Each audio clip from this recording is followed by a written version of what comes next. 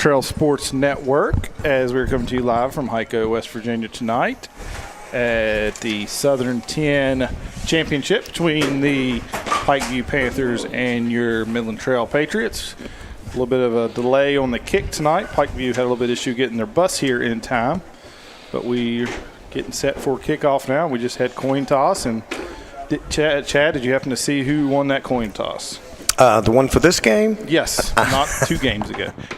I did not. They were getting ready to go out, and I was looking for the roster to see who was going out there, and then it happened, and the rain blew in. And I'm going to guess just by the way they're lining up that it looks like Pikeview's going to they'll be receiving and Trail will be kicking, it looks like. But they are crowding the line of scrimmage. Maybe they're looking for an onside kick already. You know, it is the last game of the year. Technically it is. What would Rick say about that? Appreciate everybody tuning in tonight here on Midland Trail Sports Network on Facebook and YouTube. Also to those tuning in on the New River Network and all their affiliates, and for those that are tuning in on Optimum Cable. Set to kick for the Patriots is Memphis Parrish.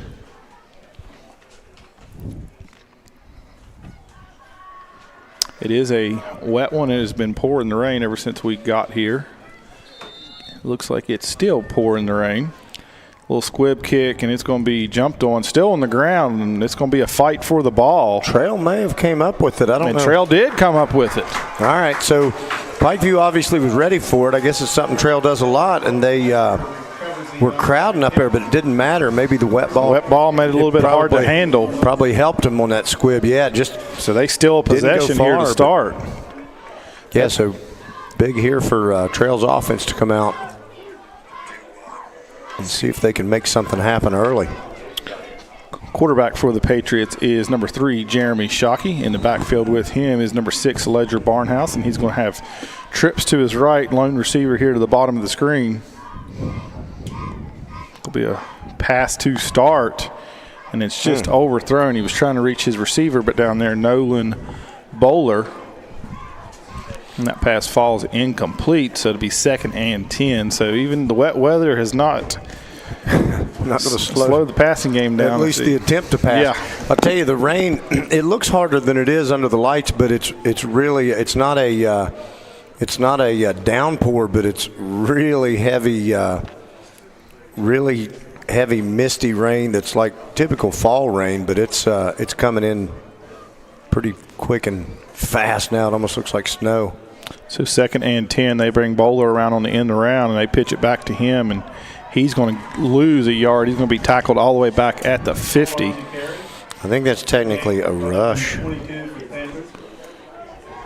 by Bowler. He's going to lose almost a yard there. So Pikeview wasn't fooled on that one as they try to do a little end around and try that left side, and it did not happen. As a quick 3rd down comes up for Trail, and they got to try to get out of this hole, 3rd and long. See if they can take advantage of stealing the possession here from the Panthers.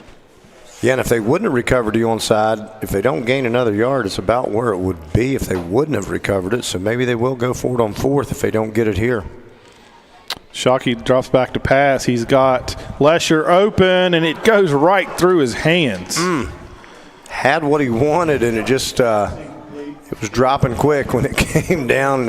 He threw it right over his shoulder, right into his hands. Yeah, it went through his hands, but again, it was probably tough to locate, and would have been a really tough catch just because that ball's got to be hard to handle as wet as it is now. So we'll see if they elect a punt here or go for it. Like I said, if they don't get it, it'd be about, I guess maybe they see it as it's a free possession here. I think you stole that possession anyway, so why not take a shot and see if you can get something? We're late to get lined up, but still 8 seconds on the play clock. Yep, receiver to the far right gets lined up. Shockey's going to drop back. He rolls. He's under pressure. He throws it to his receiver number 2, Bowler, and he goes up and catches it. Bowler with a great grab. It was high. but he climbed the ladder and held on to it. And I thought that was going to be a tough one. He's going to get 16 on that one. So, but a good job there by Shockey. He felt the pressure, rolled out, and I think at first he was looking to run. But I think he knew they had a spy coming at him. And I think he knew the free hitter was going to be able to clean him up before he could get it. And a great job to deliver so that it. Goes for a 15-yard pass to Bowler to keep this drive going. Be 1st and 10 at the Panthers 35. So they've ran 4 offensive plays, and they've thrown on 3 of them. So the rain is not slowing down this passing offense. A little miscommunication there as they fake the inside handoff. And I don't know if the quarterback went the wrong way there on the turn. Yeah, that was one that he faked a handoff, and then, it looked like he turned around to give it to somebody else, and to give it to somebody else wasn't there, so he had to kind of eat it, and Pikeview was all over it. Yeah, I wasn't sure if the running back went too early there. But it's a loss of 6 there. So bring up 2nd and 16. So he's going to go trips to his left. Have yet to really run a conventional running play. I don't know if we'll see one on this set of downs with this time they go to Bowler, what they faked it last time, and he cuts it back up. He's going to get positive yards. He's going to get out to about the 37. So he picks up 4 there. It's going to set up a 3rd and 12. Yeah, tough running. Stringing it out sideline to sideline seems like Pikeview's kind of on that. So maybe test him up the middle a little bit and see. But on 3rd down here, you don't have to pick it all up. Pick it up. You're definitely in 4 down here. So, just get some of it and take a little bit of pressure off on 4th down. Yeah, maybe you get something here. It opens up your playbook a little bit more on 4th. Still got that man coverage out there. Barnhouse in the backfield with Shockey. Got 2 receivers at each side. Brings Bowler in motion. They give it to Barnhouse. He picks up positive yard. It's going to set up a 4th and 8. He gets 4 there. So. Yeah, Barnhouse doing a good job to pick his way up through there, but that hole closed up on him. But like you said, at least you got some good yardage there, so it's 4th and 4th and 7 here. They need the 35 or the 25. Ball sitting on the 32. And maybe if Shockey rolls out, it may be close enough that he can tuck it if he's got a little bit of field if he doesn't have a receiver.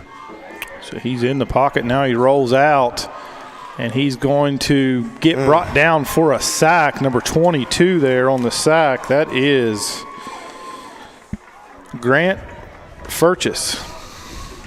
Yeah, I think he was. I think he misjudged that speed a little bit. I think he was hoping he could maybe get a step and outrun him, and then he may have been in the clear enough to pick it up, but he was trying to keep that run pass option available and just got tracked down too quick from the back.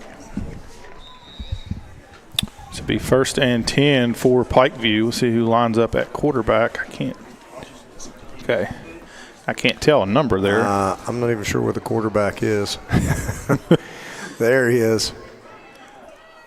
Number 25? 25 or 15. But he 15, and he picked up Hunter Murray. 12. Hunter Murray on the carry. It's going to be enough for a Pikeview 1st down. Yeah, that was a good-looking play. Good blocking there that time. So it gets it all the way out to midfield. Trail got lucky there. They had 12 men on the field. The 12th was still running off, but he was – a lot of times he gets behind that official. He can't see him. Murray's going to keep it himself again. He's trying to stretch it outside. He finally cuts it back inside. That's a good But job. He's brought down there by number 55, Colby Holstein. Yeah, that was a good job by Trail's defense just to kind of shut this sideline down. They didn't let anything come around the corner on them. Look at this. I got a stat guy or a score bug guy tonight. Jake Ewing up here. He's nerding out up here. Jake the Snake is going to be at the controls. Kurt's like, where was that on Saturday when I was up here losing my mind trying to do it all? So he gets one there. It'll be 2nd and 9. Going to go under center here. That was a different quarterback. Hit initially in the backfield was Can't do that. Was number 22. Furchess. Grant Furchess on the carry. Yeah, he picked up a nice chunk there, and third and really manageable for him. So Trail's defense, you just want to try to I'm wondering if both teams, if they're cross midfield, they're probably in 4-down territory tonight. That was DeAndre Sims that time lined up at quarterback who handed the ball off.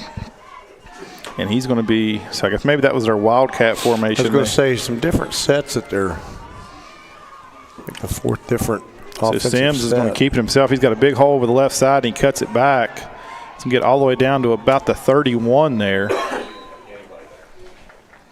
Yeah, I don't think initially that play was supposed to go to the left, but he just saw it was so open. Right, he just found a lane and ran. Yeah, so that was DeAndre Sims who kept it there. Sims on the So carry. they're definitely spreading it around in the backfield somewhere. We saw Trail with the same 2 or 3 players touch the ball in their offensive possession. Pikeview's kind of getting everybody involved early. So the ball sits on the Trail 31. Sims in shotgun formation. Going to hand it off to number 25 over that left side where there was no one for Midland Trail. That was that 25? It looked like it. I don't have a 25 on this roster. Jersey was kind of. Well, the original roster that we just printed off the 25. SSAC website was from 7 years ago. We got a little bit more updated one, but don't have a 25 on here. And Yeah, it's definitely 25. Yeah, I'm not sure. goes to 22 there. He's Furchess. still going. And he's off the 10. He's brought down. No, he's not brought down. I believe he's going to drag his defender in the end zone. So that was Grant Furchess on the touchdown there. 22, Furchess is going for a Pikeview touchdown. Yeah, he shook loose. Looked like Trail was maybe going to get a hold of him, and then he cut it up and took it in for the touchdown, and then he was carrying a Trail defender with him. But 22. so I guess looks like Trail is, or looks like Pikeview is going to go for 2. Point after. Quarterback Sims is going to keep it himself. He's wiggling his way through, and he is right near the goal line, but I believe he's going to be short, and he is short. So 2-point conversion, no good. All right, so that could come back to be costly. We hope. But they kept it on the – they didn't do nothing really. I mean, they had a lot of different formations, different guys carrying the ball there, but it was just running it right down your throat. Yeah, that was nothing fancy. They were just kind of going, just running that thing. So with 44 seconds to go here in the first quarter, Pikeview takes a 6-0 lead over Midland Trail, who will set for their second possession of the game.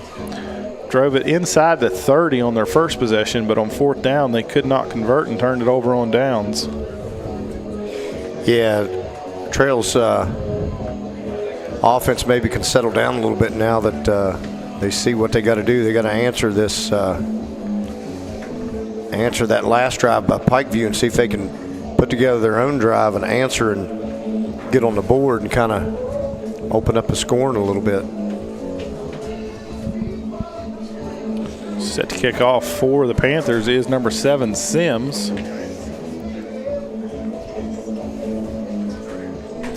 41 seconds left on this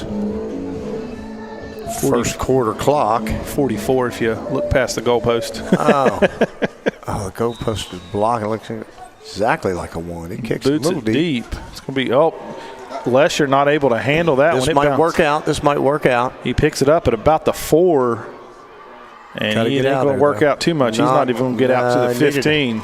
Really needed to get past that first wave, and he might have had some lanes, wider lanes to run through, but did not happen that time. So Trail's going to have a long field to drive, about 13-yard line is where they're going to scrimmage from, deep in their own territory. So, yeah, that was a pretty good kick and a hard one to handle. It was like a half squib, half regular style kick, and came in hot. Pikeview playing their safety about almost 18 yards off the ball. Yeah, he's back there. So Shockey turns around and hands it off to Barnhouse, and he's got positive yards. He gets it to the 15, so he's going to pick up about 2 there, and that may be the last play of the first quarter. Now, they don't have to run another play unless they go into a hurry up, but I don't see them doing that. Give it to these fans that have showed up. I know there's a lot of tents, a lot of umbrellas, but they're literally weathering the storm to cheer on the Patriots here. And then couldn't tell what kind of Pikeview contended. I saw some folks coming in, but that'll do it for the first quarter. So that'll do it for the first quarter. After one, Pikeview leads at 6-0. We'll be right back after this commercial. Direct Choice Pre-Owned Auto Sales is a proud supporter of all of our area middle school and high school athletics. Direct Choice keeps a huge selection of cars, trucks, and SUVs with some of the best prices in southern West Virginia. Credit problems are no problem. We have several lenders for your financing needs. Direct Choice Pre-Owned Auto Sales, 4631 Robert C. Byrd Drive, Beckley. Or shop 24/7 at directchoicewv.com. Direct Choice Pre-Owned Auto Sales and your student athletics. A winning combination. 70251. Flat Top Fridays, a proud sponsor of Midland Trail High School and our student athletes. In the ever-changing world of website design, the things that people need, the things that people look for, those website norms, they're ever-changing. In many organizations, we're getting to where we don't necessarily have specific departments internally to do those things. When you hire a Cucumber Company, you get that internal team feel. You get experts that are within hand's reach. So whether you're looking at a website project, videos, audio-visual support, I highly recommend Cucumber Company. We all want our kids to grow up safe and healthy, so we show them how, and we tell them with honest conversations that let them know what we expect. That's especially important when it comes to alcohol and other drugs. Yeah. Welcome back to Midland Trail Sports Network. We are set to start the second quarter here. Midland Trail will have a 2nd and 8 at their own 15. Shockey wanted to screen pass, but it's not there. He keeps it himself, and he's going to lose about 5. Wow, they are bringing the pressure after him whenever he's got a scramble like that. So that's going to be 3rd and 14. Going to set up 3rd and 14. Yeah, Trail just unfortunately been behind the chains too much early in this game, and it's digging ourselves a hole, and it's not being able to hit Lester on that 3rd down pass earlier. Looking crucial right now. That's been about their best looking play besides the fourth down conversion to Bowler. So now they're deep in near their own end zone, so they got to be careful here. They just give it to Lesher and try to pick up positive yards, and he gets maybe 1 out to the 12, so it's going to bring up a 4th and 12. Yeah, it was started out like it looked like he might have a chance, but 4th and 13 for the Patriots. Yeah, just too deep in your own territory to do too much. You can't really open that playbook up, and you get behind the chains, and it shortens your playlist even more. So now you got to be careful too with a wet ball here, punting deep in your own end zone. Got to get this thing out of here and maybe hope for them to muff it or mishandle something or. Well. Are we in punt formation? They're not in punt formation. That's going to be a quick punt. So it's 4th and 12. Got them spread out. We're going to get I don't know if it's a delay of game. So now you're backed up even deeper. You're going to be about your 6. Got to think this is punt territory, but I would have thought that was also. But maybe they see something they like on that spread formation with all these receivers out there. I don't know. Yeah, so now it's 4th and ball sits on the 6. They need the 23, so 4th and 17. Maybe they're just going to take a shot to one of the receivers and see if somebody can come up the last game of the season. I know, Rick. I mean, Well, they're going to have to hurry. They may get another delay of games. They're still getting receivers lined up. There's 5 seconds on the play clock. 2, they do get it off, and they're going to go for it. Shockey throws up a prayer to Bowler, and it goes through his hands. thought he had that thing. That was huge. That was huge because he had it, looked like, and then it just bounced away from him. And so they're going to turn it over on their own downs at their own 6. So that is would have been good for a first down, and then a bunch about after as that. Perfect of a pass from Shockey as you could ask for there on 4th down. As Bowler had his man beat, but you can see that wind. Look at those trees starting. Yeah, it's whipping around pretty good now. This reminds you of stuff that blows in off a hurricane or something, but it's just steady wind blowing in there now. It is the 13th anniversary of Hurricane Sandy. Oh, really? I believe 13, maybe 12. Somewhere in there. They go to number 22, Furchess, and he drags defenders, and he's in the end zone for 6, just like that. So you almost kind of thought you don't get it on 4th down, and we got a penalty flag after the play. Somebody's helmet's off there, so I'm not sure if that had anything to do with it. If he took it off in frustration, maybe that's the penalty. Could be. Wouldn't make sense, but yeah, you almost thought you were really gambling playing with fire with the touchdown. It must be on Midland Trail because it looks like he's going to the Pikeview sideline to ask what he wants to do here.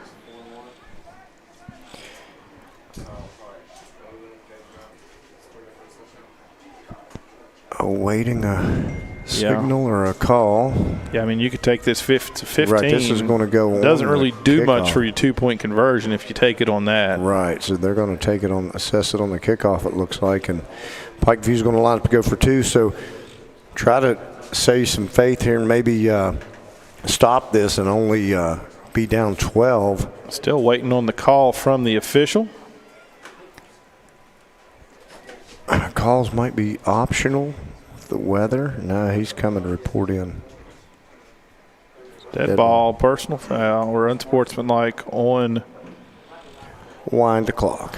Well, not wind. I was going to time down. Oh, time down, but he didn't show. He didn't say a number, did he? Yeah, he may have used. He didn't talk. He don't have a mic. Well, not sure how good those mics would have worked in this weather. Anyways, it may have been the last time they ever used them. So Pikeview line up for the 2-point conversion. They bring a man in motion. They hand it off to number 15, and he's in the end zone. That is there's another flag. Hunter Murray with the 2-point conversion. So what was did you see what the flag was? Well, the two guys were tangled up. Oh, yeah. So 2-point conversion is good. Now we wait. He got in. We wait for the flag. Yeah, the two guys were tangled up, and it just looked like they were just engaged blocking, but they ended up, kind of going to the ground, and then Pikeview player was kind of clapping and looking back as they went to the sideline, but the flag had already flown. Like he was saying, hey, that was on you, but the refs are coming this way, but I don't know. If it's on Midland Trail, that's going to be 30 yards on this kickoff. He's coming to talk to Coach Shockey. See what's. Well, we never got a call.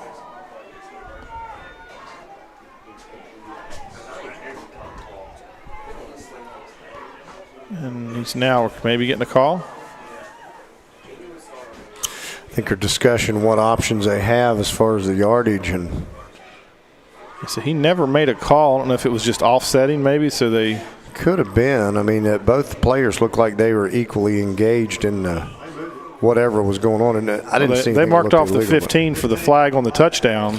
Right, that was after the touchdown, the dead ball. I believe he spun the ball after he scored a touchdown. People have been known to do that here in these end zones. Who would do that? It's going to be taken by Shockey at about the 5. He's looking for running room, but there's not much there. He's going to get it across the 20, and that's where they will set up shop on this drive. So 5:44 to go here in the first half. Pikeview leads at 14-0. Midland Trail with their 3rd possession of the game. They did pick up a first down on their first drive, but that last drive really started with such bad field position they just never could get out of it. Yeah, and that unfortunately you got some work to do now because you're down, giving up that 2-point conversion, you're down 14. So not only do you need a couple scores, you need at least a 2-point conversion just to pull even with them. So that first drive that they had took about 4 minutes off the clock. Right, they kind of went forward, they went back, and they didn't cash in. So, and it was a good move because you kicked that onside and you were able to recover it, and then but you weren't able to turn it into any points. So he hands it. Well, I couldn't tell. Yeah, She gave to Shockey. I couldn't tell if he gave it to the receiver in motion, but I believe he gave it to Barnhouse up the middle. Yeah, and he's going to lose about 1. It was a good fake, but Pikeview was not faked out when they give up the middle to Barnhouse. So he maybe loses about a half a yard there.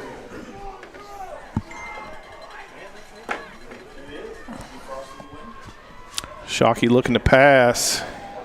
He's got his man. He's got Atkins open, and he just sailed it and was almost intercepted. Atkins was open for a good minute there. They just Pass intended for Eli Atkins, working up number 2 for the Panthers. Yeah, he had Bowler open also. He became open, and he got even more open, but I think Shockey couldn't see him downfield. So bring up third and about 10 here, 10 and a half.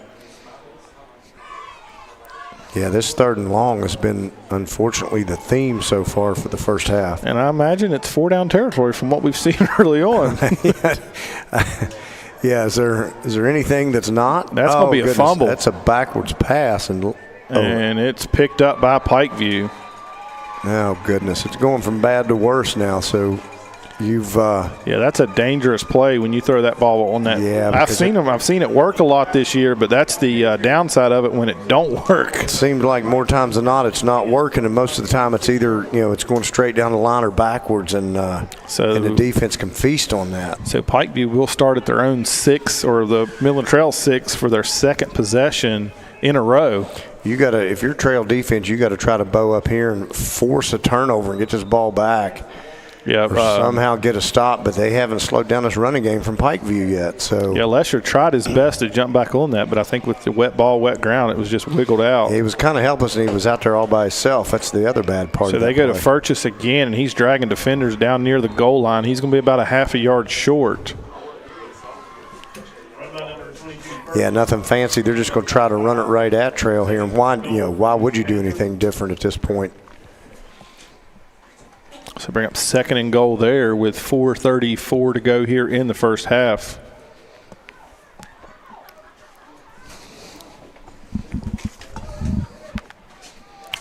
So Sims, I believe, will be at quarterback. And he may keep it himself, and he does, and he is in the end zone 4-6. So DeAndre Sims punches that one in from 1 yard out. That makes it 20-0, just like that, with the good field position on the fumble. So short of the onside kick to start the game that you recovered and the 2-point conversion that you snuffed out, it really couldn't start any worse for Trail. So maybe they can turn this thing around pretty quick because they picked up that 4th and 12. That was a big right. Pickup. That was big. Yeah, that was a big play that could have led to something, but unfortunately you weren't able to get any points there. But yeah, you're in dire straits right now because, like you said, delay a game. Clock was at 0 for a long time, but it's not going to matter as they bring him down for a loss. Couldn't see who carried the ball there. 51 was in on the tackle there. 51 was Brody Meadows. So that 2-point conversion's no good, so it stays 20-0. But all right, so the defense, you've got to do something with this offensive drive here just to get back in the game. Looked like 23 that ran at that time. Was that 23? I believe so. I do have a 23, Jonathan Brockman. So 20-0, not exactly the way you wanted to start, but this is the games you remember when you have these big comebacks. So The rain has slowed some, it looks. Yeah, it's not as driving as it was. So Pikeview will kick off here from their own 40. No penalty on those on that kickoff or that 2-point conversion. Appreciate everybody tuning in here on the Midland Trail Sports Network on Facebook and YouTube, and also those tuning in via the New River Network. I'd like to remind everybody we will be live tomorrow night from Charmco with the, I believe kick is 7:30 or haven't heard it for sure on the kick time tomorrow. Coach Moore is up here. Maybe we can get him for an interview at halftime. Well, good hit by the Pikeview defender. Number 15 come flying in there and made a good stick to blow that one up at about the 31-yard line, looks like. So pretty good scrimmage. The best starting position for Trail since that opening kick when they recovered the thing. But got to do something with it here. You got to pay this off because you need to try to get something on the scoreboard before halftime so that you can so they hand it off to Barnhouse, and he's got positive yards. He's going to get about 6, 7 there. Yeah, then that's get 7. And you don't need to score 20 points on one play. You just need to kind of keep the chains moving here and just do it a little bit at a time. And that's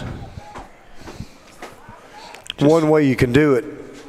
Just spoke with Coach Moore. Kickoff is at 7 tomorrow. 7. And he will be joining us at halftime here in a few short moments for a nice little going to do an interview? Can we afford to do an interview with him? He's a wanted man right now. I believe that was Barnhouse again. Yeah. Gets it out to the 40. That's going to bring up third and a long one. I think they're going to maybe try to get this run game going a little bit, and I think for anything, just try to get a drive sustained.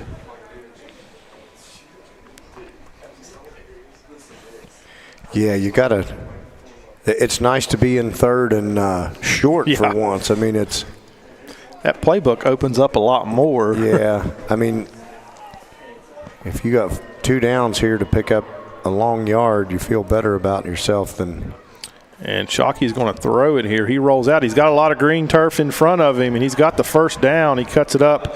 Can be brought down about the midfield. So good pickup there by Shockey of 10 on 3rd down. Yeah, I like that little, gives you a couple options there. You roll that out. If you got the first down, you just take it. You can start getting the defensive secondary to bite up a little bit. If he starts picking up some chunk yards, then he can maybe throw that thing like he did on that opening drive and drop it into Bowler or Lesher, somebody that can get themselves open. So he's going to split Lesher out to the left. He's going to be the lone receiver here. It'll be a heavy formation to that left side.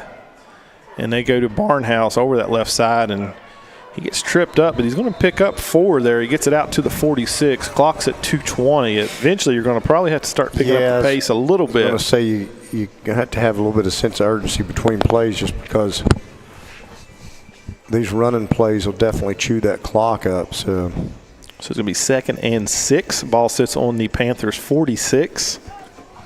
Clock's rolling under 2 minutes. Heavy package once again. That left side.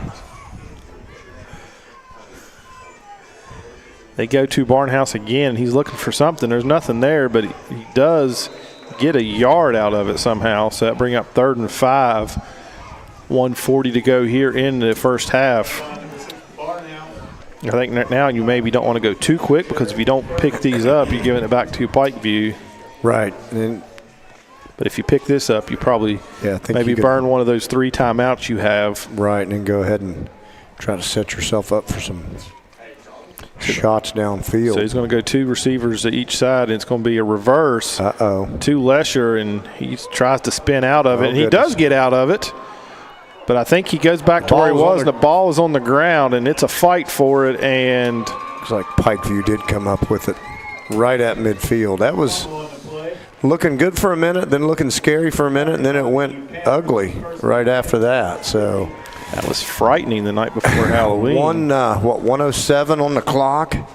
So we haven't seen Pikeview throw it yet. We'll see what they. You got to guard against them getting a cheap one here because Trail will receive this second half kickoff, barring any onside attempt. But Yeah, that was big not able to get any points there because it would have been huge if you go down and get points and then getting the ball back and start the second half. You could cut it to a one-possession lead just like that. With momentum. So maybe you can pick one off and pick six it if they're going to try to air it out. So they are going to throw it. Sims is going to keep it himself, though. Barnhouse is in pursuit, but Sims runs out of bounds after a pickup of about 9. Sims on the carry, gain of about 9. So he goes out of bounds, and they save those. Both teams still have all 3 timeouts.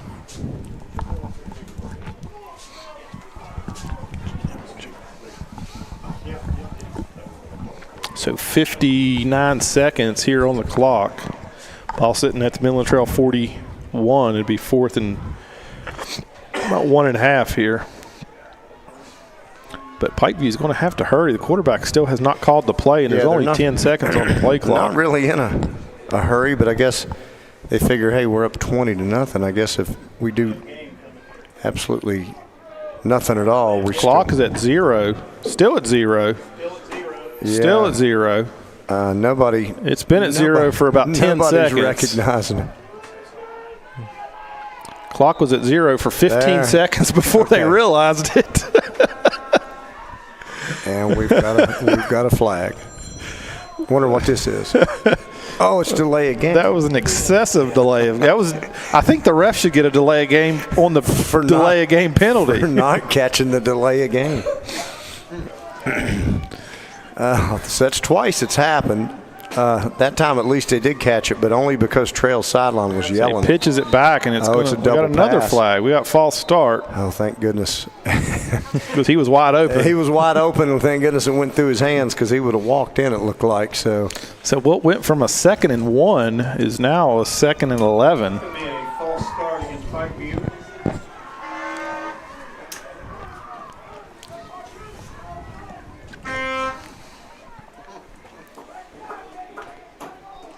So ball is all the way back into Pikeview territory now with 59 seconds. Still hadn't ran any time off.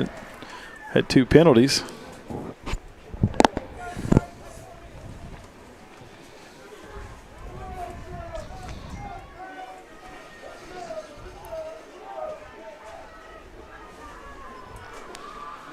So Sims in shotgun. He's got 2 receivers to his right. He rolls to his right, and I think this is a run the whole way. And they've got it contained pretty well, and he goes out of bounds. He's going to pick up about 2. I wondered if a flag was coming. He gave a little extra shove when he was engaged out of bounds. He was okay till he gave that last shove because they were tangled up as they were leaving the field. But then that last little you'd have been nudge, in decent shape there. It would have been 3rd and about 7. And you could have got ready to try to force him into a decision. But so that is at least that's the 3rd 15-yard penalty that this defense has got in the first half. This one hurts because now they're set up to possibly to threaten where before it looked like you could maybe hold them out. So now it's going to be 1st and 10 at the Midland Trail 32. Sims dropping back to pass. He's got pressure coming, but he gets it off. And it is caught inside the 20 there. We'll have to see a number. Was that number 15? That was number 15, Hunter Murray with the catch. It's like he caught it about his knees, like it dropped it in there and gets it down to the 15. And I believe Pikeview is going to burn their first time out there. So they're going to have 1st and 10 at the Midland Trail 15, 42 seconds to go.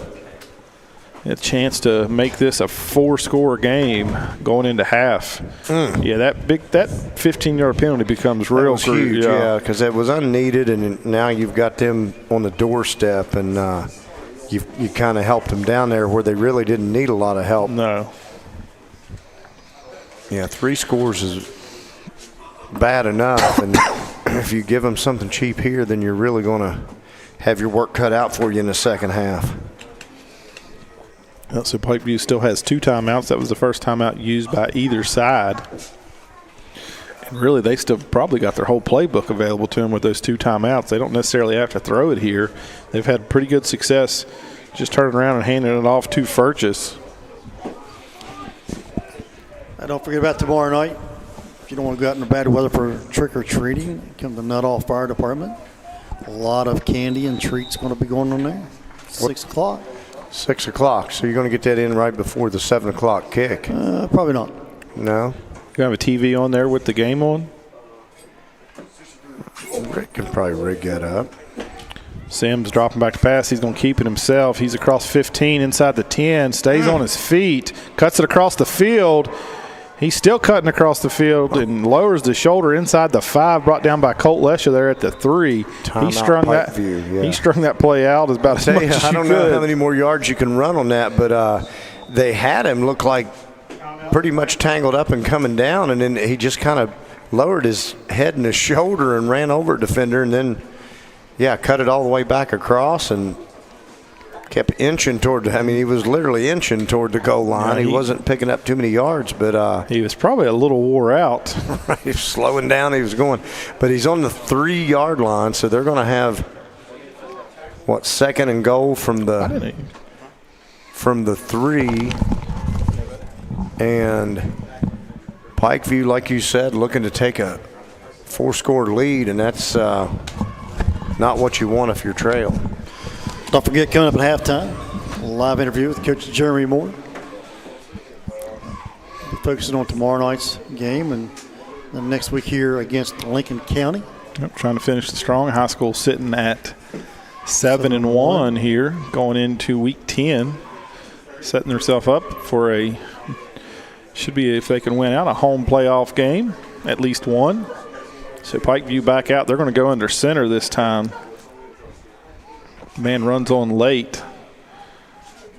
Sims going to turn around and hand it off to Furchess, and he's going to be brought down about the line of scrimmage. So Pikeview's going to have to burn that last time out there with 22 seconds. So if you elect to run from here on out, you're going to be tough to run another play if you don't score a touchdown. So right, they're going to have to. They'll have to have a sense of urgency. So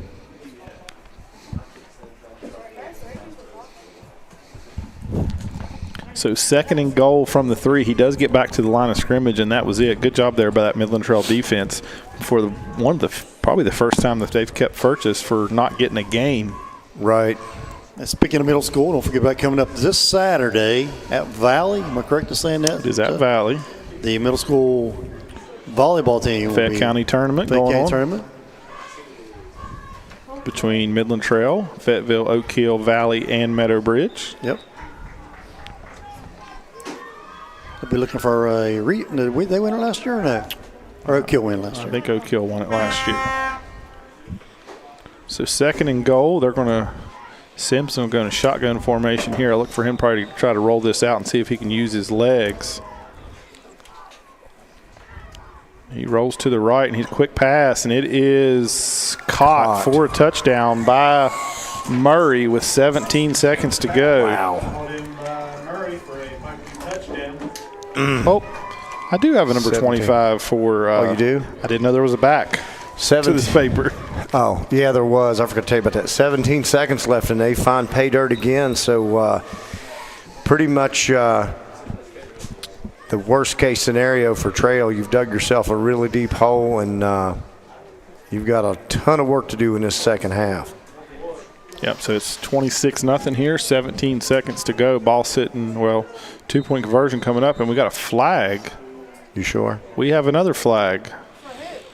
And I'm guessing it has to be on Midland Trail because they're the only ones near the officials. Pikeview's backing up, though. Oh, it was a delay of game. Okay. I thought maybe something was said to the officials. They called that delay of game. I didn't know if they were actually enforcing those, but it looks like.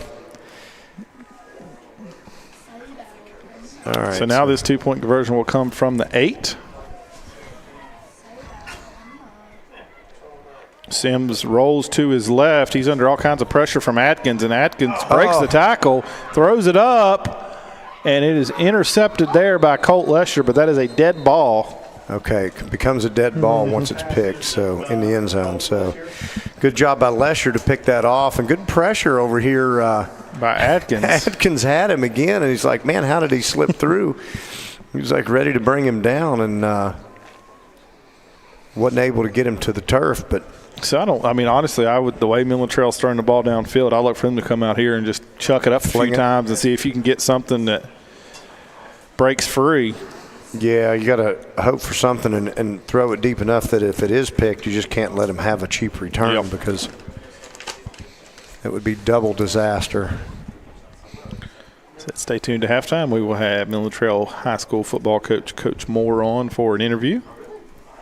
They haven't been able to talk to him this year because, for one, I always feel bad for making him come up all the way up these bleachers. I don't feel bad. I would make him come up. But we could go remote in the future. Rick's looking into that with the new press box he's putting up. He's maybe going to have us a wireless headset that would be remote that we could take down to him. So ask for that. I'll put that on my Christmas wish list. You tell Santa. Santa. I know him. Not really, but okay, Buddy. Buddy the elf knew him. Didn't help him either. This kick off taken by Lesher at the 25, and he's got a lane. He does have a lane. He's across the 50. Get out of there, Lesher. Oh. He gets it down to the 30 with 8 seconds left, so it gives you a shot or two at the end zone. Nice job on the kick return. But if you notice, Pikeview did a really good job there. They kept, I don't know if that was the kicker, but he stayed way back. Right. In case something did break loose. It did. And that caused Lesher to slow down when he tried to cut it across the field. Yeah, because if he wouldn't have slowed up there, he would have had reservations for end zone. But nonetheless, you take a shot here and see if you can. So you got 8 seconds and you still got your timeout, so it gives you a chance maybe to run 2 plays here. You got to go quick, though. I mean, you got single coverage. Fire right here. And he does go deep to Lesher. Lesher tries to come back on it, but I believe it hit the shoulder pad of a Pikeview Panther. 2 seconds left. That worked out. So now you can go towards the end zone here. Maybe try to do that again and throw it. Just put a little more on it and get it in the end zone and give your guys a chance to come up with a miracle here. Ewing, go suit up. Get out there. I think he's having too much fun up here on the computer. Does he like that computer? What's wrong with that kid? He said it's too cold out there. It ain't going to be warm tomorrow. It ain't going to be as cold as Rick was saying last week. Is it? It's going to be snowing. Still could be, I guess. You think it will be? No. Uh-oh. So got a shot. Clock runs out here in the first half. Got to get rid of it. Shockey throws it up for grabs, and it is caught by Lesher, and he's in the end zone 4-6. Nice. No flags. No flags. Clock runs out. So and we'll get an untimed 2-point conversion try here. Hey, we just had the miracle. We got the. All right, that was wow. That was a good-looking pass and a good-looking catch. That was exactly what you wanted, just a little bit deeper than the play previous.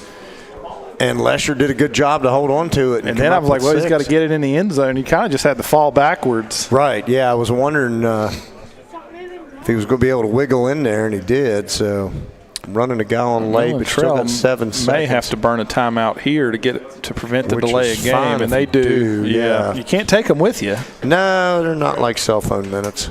Is it even a thing anymore, rolling over cell phone? I don't think that's been a thing for 15 years. Well, I mean, I've got that may still be account. That still may be a thing in Thurman.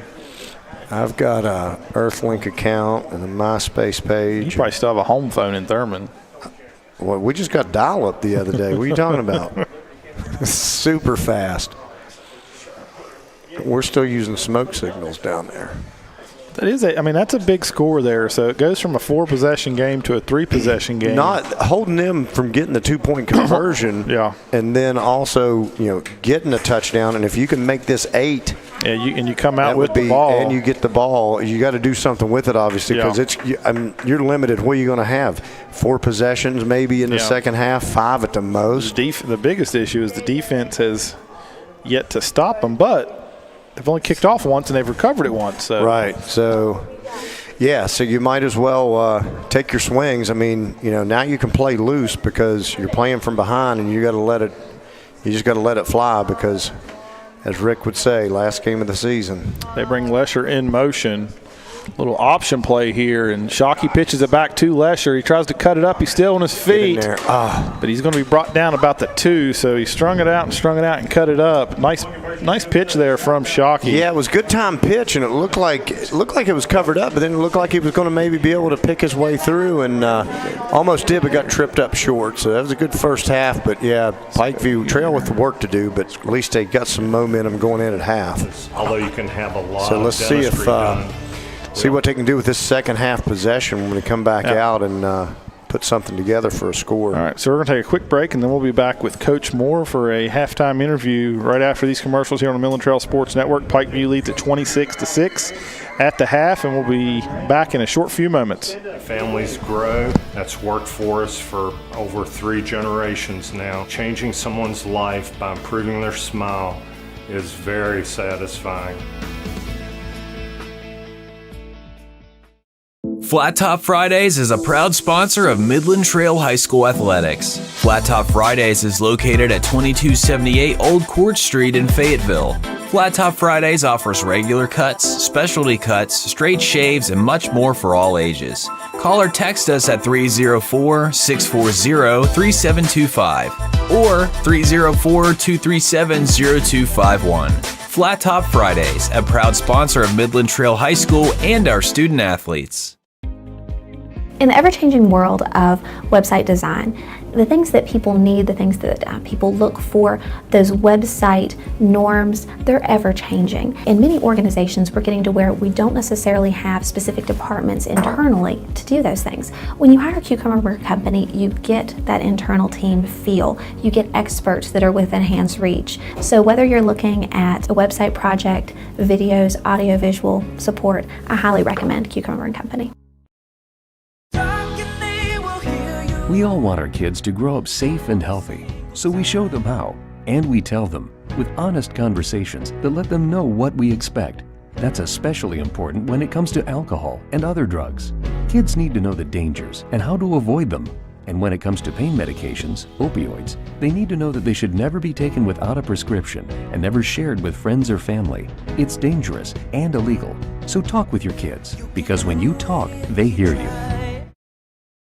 Lighthouse Worship Center is a proud sponsor of Midland Trail Middle School and high school football and all of our student athletes. Lighthouse Worship Center, a Bible-based, Bible-believing church where we can learn together, worship together as we do life together with the direction of God. Lighthouse Worship Center, 1175 Smales Branch Road in Hyco. Call 304-658-3370. A proud supporter of Midland Trail Athletics.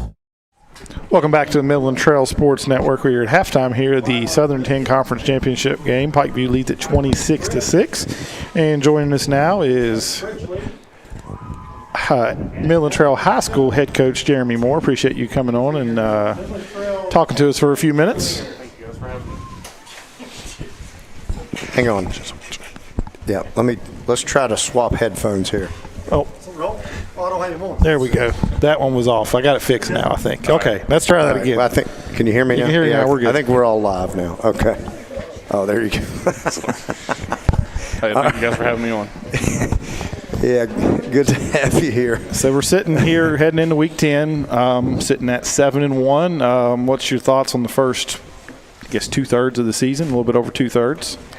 We're pretty pleased. I think this is about where we figured we could be. The boys played well, and we took care of business. So we're just trying to get healthy and get as healthy as we can for the postseason. Yeah, I think that's key. I mean, that's for anybody this late in the year. I mean, I think for the most part, you're probably about as healthy as you could ask for going into Week 10. I mean, you've got a few guys that you've lost, and some probably for the season, some hopefully coming back. So, I mean, we do travel down to Charmco tomorrow, which, I mean, records aside, I mean, that's always a tough game. You can look back at the game last year up here. I mean, Charmco or West came in and we put a thumping on them and kind of ended their playoff hopes. So I'm sure they're looking for a little bit of revenge. But they're still, I mean, in the single A this year, they're still going to get in the playoffs, whether they're 4-6 or 5-5. So it's not going to be an easy task going into Charmco tomorrow night. Absolutely. They, like you said, records aside, they still have a lot to play for. They're battling for seeding in the playoffs. So it's always a good game, good rivalry game.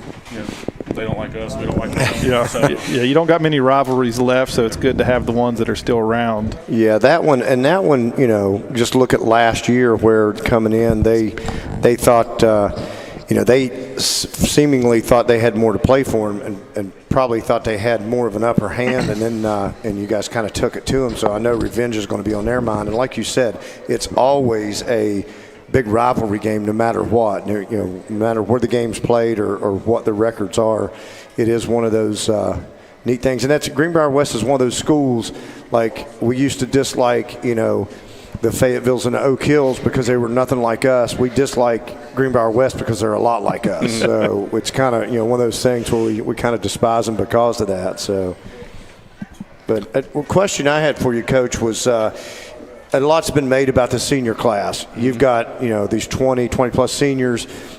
We always remember Damon Mooney is a huge part of that. And it'd be lost on us if we don't always mention him, and he's always part of this team. But these seniors, they've meant a lot. So with the leadership that they're providing as we head toward the playoffs, you can't help but think about it. Do you guys talk about it as something are you treating this season different in talking about the playoffs, or you still keep it quiet? But with these seniors, maybe you can bring it up because they know they can handle it, and they can kind of, here's what we want to get, and here's what we want to do, and you kind of trust them to kind of lead the team that way. Yeah, I think, when you have that much senior leadership, you have to, give them some sort of leadership role in that aspect. And I think they've been through enough to know what the goal was. Once we got through Nicholas County and James Monroe, right? I think they knew it. I think everyone else knew it too. So we just want to make sure we're hitting on all cylinders going into the playoffs because, some teams plateau early. We don't want to be that team. We want to get better and better each week. Right. Yep. So we had to make sure we set that standard early. That way they know it's not just, we've achieved our goal, we're done. Yeah, we talked about how that Nicholas County and James Monroe would probably make or break your season, and we got through it pretty well. Do you think there was a little bit of a hangover last week in that first quarter with Liberty with starting low, just those two tough games back-to-back? We did have a bye week in between, but that's still a lot to go through in 3 weeks. Yeah, I think there was a little bit of a hangover, but, Liberty's a pretty tough team. Yeah. We didn't – teams like that, we didn't really know exactly what they were going to do game plan-wise, so it took us a little bit to get our footing to figure out what they were going to do, how they were going to defend us. Now, they're one of those teams that give you multiple fronts, so we really didn't know how to game plan for them particularly, and then once we got going, we did pretty well. Yeah, put 50 up on the scoreboard just like that. So yeah, the offense was rolling. We'll talk a little bit about Jaden Roop, who went over 1,000 yards last year. Is this kind of, the season that you expected with him coming back being healthy after missing last year? Or is it a little bit over expectation? Oh, really over expectation. Really, we all know he's talented. We've seen him, wrestle and play football here for years. He's definitely talented, but he's running with some passion and purpose that he hadn't ran with in the past. So, and then he has 5 seniors in front of him too. That doesn't hurt. That helps, yeah, for sure. And that's one thing. Talking about the offensive line play, it's been really good to see. It seems like the whole offense, especially the defense, is kind of. We've seen them progress as the season went on too, but this is one of the teams that I can remember for looking a while back, for several years back, that has really, and maybe it's a byproduct of the schedule, but it just seems like you've gotten better every week. And speaking to that, Race Dickerson, who looked like he was running a little bit scared early when we saw him against Independence, which I would be too, in that scrimmage game, he's really settled down and he just looks comfortable now. And I think it, like you said, that trusting those senior linemen in front of him and everybody around him, he just seems like he's not trying to bite off more than he can chew, and he's just playing within himself, and he seems like he just progresses. He's not setting the stats on fire as far as throwing the ball, but he's effective when he throws it, and it seems like he's making good reads, and he's not trying to force anything. It's taken him a little bit of time to trust the offensive line. You can only imagine how intimidating it could be with Independence, two outside rush ends coming after you. Right, for sure. But he's progressed from a game manager to he's allowed us to do a lot of things offensively, running and throwing the ball, and it doesn't hurt when you're averaging 7 yards a rush. Right, for sure. That's a quarterback's best friend. Yeah. I think it's a good run game. So he knows the pressure's not on him. Right. Yeah, I tried to get him over here to talk a little bit, but he would not. Not interested. That's the one time he doesn't want to talk. So. And the defense is just seems like it, keeps stepping up. I mean, if it's from action figure Uten on the end providing the rush pressure, and just all those guys just seem like they know their roles, and it seems like they feed off each other. It seems like they try to one-up each other, and they're just constantly competing, and you really like seeing that fight and, competing no matter what, where they're, what the situation is. So, and it's fun to coach when you got a bunch of guys that trust each other, that don't feel like they have to do my job and someone else's job. Right. When each person can focus on their job and they trust the guy beside them to do their job as well. Yeah. It's really fun to coach that way because it makes your life a lot easier. And the kids enjoy it too. It takes a lot of pressure off them to actually go out and excel at their position. And the schedule, it is working out pretty nice. And, Chapmanville, your one loss, I mean, there's no shame in that. I mean, they're battling another undefeated team tomorrow night, for the chance to keep rolling. So they've looked really good. So you just wish they played more AAA teams to help you out points wise. I know, points wise, they're not really doing any favors. But yeah, you guys have, for the most part, taken care of business. And that Nicholas County game was huge, like you said, and then James Monroe was just exciting back and forth. But it still felt like the whole time we were watching that game, we're thinking, it feels like Trail's controlling this game, but the scoreboard wasn't showing it in the first half. But then you kind of took control in the second half. It's like, okay, we belong. This is our year to make this statement. So looking back at Chapmanville, is it something that sits in the back of your mind a little bit, like what that game would have been if you were fully healthy? Yeah, I think we would obviously give them more of a contest. They're a really good physical that's team. a good team. So. But going into it missing probably half your defense? We were missing 5 starters, and by the end of it, we were missing 7. Yeah. So, and for us to even compete and get out there alive without it being worse was a testament to the guys that just stepped in. And then those guys that stepped in are still playing, now in some of those spots. So we've progressed. A lot in years past, I think we'd have hung our heads a little bit, but those guys knew what they're capable of. And that's one thing I noticed, I think, with the James Monroe game is you get a lot of some teams in the past, they got down at halftime, may would have hung their heads there and okay, what are we going to mean? Because you controlled that first half. I mean, you were in control when you go down 10. You're like, 10 points down. What are we going to do? Right. Yeah, special teams killed us. Nothing we knew, though. Yeah. Special teams was, atrocious that first quarter. And that may be a thing at James Monroe. If you remember, was it 2 years ago we went down there, we started, field position was awful. Field position was horrible. Every drive. Was inside your own 10, 15-yard line. I mean. And that's one thing I think, kudos to these kids. They've done a good job of, not self-inflicted, penalties and turnovers and stuff like that. We've done a pretty good job of controlling the ball and controlling the clock and field position as well. So absolutely. One last question for you. Are you somebody that looks at the standings of possibly who you're going to be looking at in the playoffs, or you just let things fall into their place as is? Or I always look just to see. I think you'd be doing your team a disservice if you just kind of waited to the last minute. So I'm gonna get game film on everybody from 9 through 16 right now. So. Right. Yeah. I mean, sure. The way I saw one projection out there. If it falls that way, I think you couldn't ask for a better hand. The way that I looked at it, I mean, the one projection was you get Clay County in the first round. And, I think anybody coming to Heiko, it's going to be a hard ask for them. Our guys will be ready. They've waited a long time for this. Yeah, I mean, you take care of business these next 2 games, you're guaranteed a home playoff game. So that's really, like I said, expectations going into the season. I'm not sure what everybody. I mean, I don't know what your expectations were, but I think you're definitely going to exceed them. Mm-hmm. So, and it's been his was state championship. So I mean, it's been a fun year. I mean, it has, man. And I'm glad for these kids. They've been through a lot, man, and to see them put it together, I'm blessed to be a part of it. Yeah, this group were they sophomores when we played Tucker County in the playoffs? Were they freshmen then? Sophomores. I thought that was sophomore year. So they missed out on the playoffs last year. So definitely wanting to get back, and they've earned it. It's been a fun season, and it's not done. Yeah, thank you guys. I appreciate you guys being along for the ride, man. Appreciate you coming on, giving us the time. Like I said, I always hate asking him to come up here after the game because it's It's a long walk up those bleachers. Well, I'm fat and slow, so Well, it'd be midnight by the time I got up here. And these new fences, they didn't put a cutoff section in the middle, so you have to go all the way down to come out. So I'm like, I don't know. I'll send you smoke signals or something. Well, we're working on Rick getting a wireless mic, so we can run. We can run Rick down there after the game. There we go. And take care of that. Downhill. So, yeah, we congratulate you thus far, but we will look to congratulate you several weeks on in after the playoffs start rolling will be the plan. So yeah, it's definitely been a fun ride so far, and we're looking forward to the rest of it. So tune in tomorrow night. We will be live from Charmco as Midland Trail makes a trip against the Cavaliers. Kickoff is at 7, I believe is what you told me. Yes, sir. So, which we've been pounding for that to be a statewide thing for a while. Yeah, we want 7 o'clock across the board if we could get it. So, but we would take it. So, Coach Jeremy Moore, we appreciate your time, and good luck the rest of the way. And thanks for joining us. And we will be right back with the start of the second half of this championship game.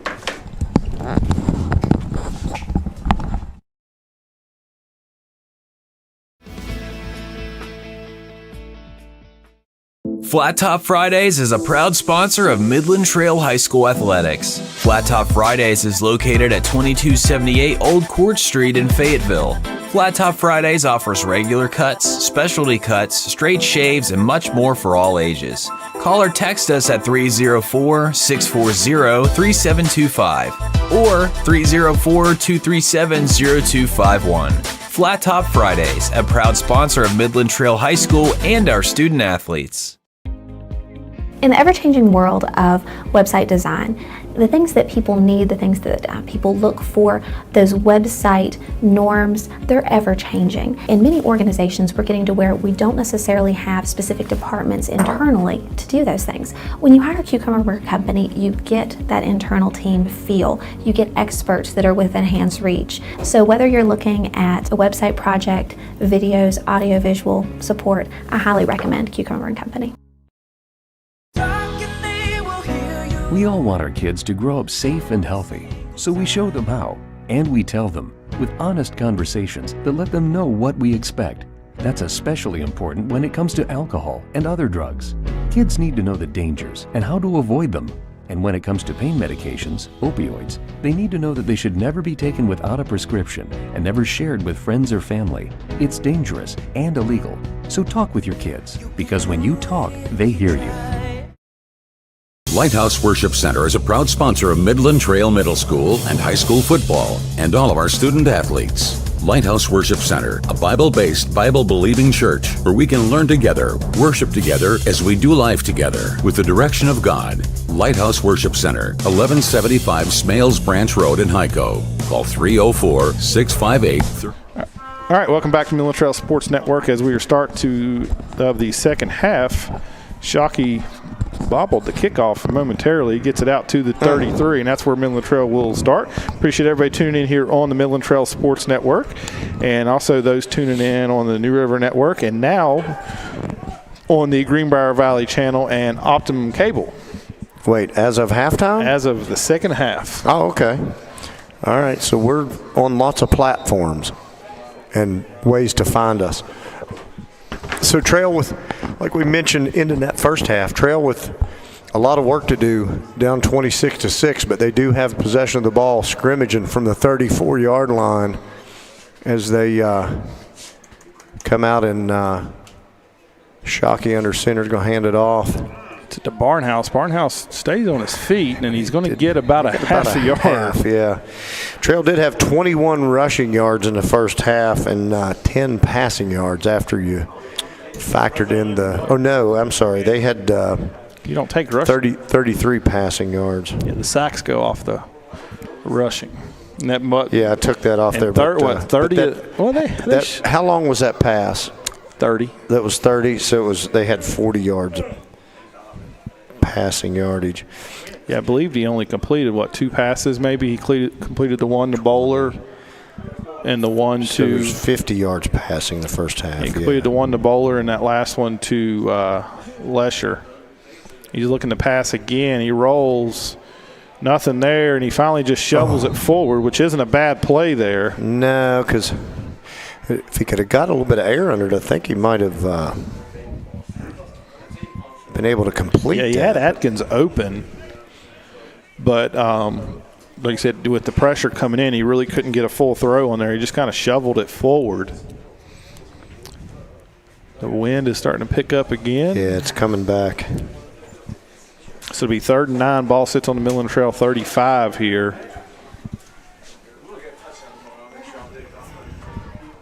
So Shockey in shotgun. He's going to hand it off to Barnhouse and try to get some yards here, and he's going to get the first down and then Look some. at Barnhouse. Still on his feet. Scampering across through there. He gets it across midfield as he's dragging all kinds of defenders. Ledger Barnhouse with the big carry, and that's a good play call there. You got them looking pass, and not really a delay draw there, just more. What did Barnhouse rip off there? 12?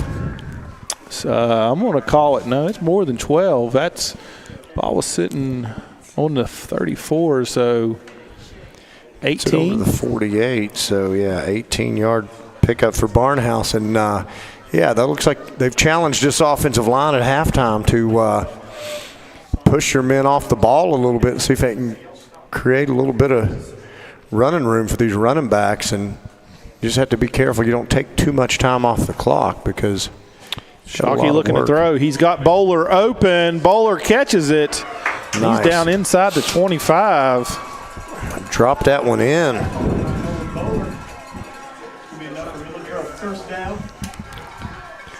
Yeah, so he laid that one right to Bowler and picks up 8. No, that's 23. Picks up 23 there on first down and gets it all the way down to the 25. So offense clicking here to start the first half. Yeah, this is more like we saw a little bit on that first drive, minus the rushing of the ball. They were throwing it around more on that first possession Trail had, and then after that it was just kind of inconsistent.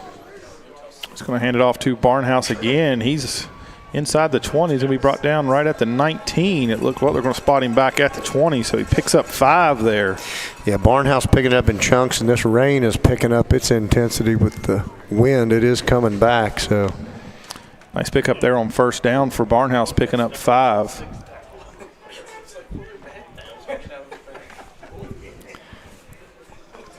Yeah, Trail, it's imperative that they finish this drive in the end zone, and at least, you got to think that Pikeview was feeling like they were riding high at halftime, because even though Trail goes back to Barnhouse, and he's pushing the pile still. He's going to be about a yard short, it looks. They're going to spot him at the 16, so that's going to bring up a 3rd and short.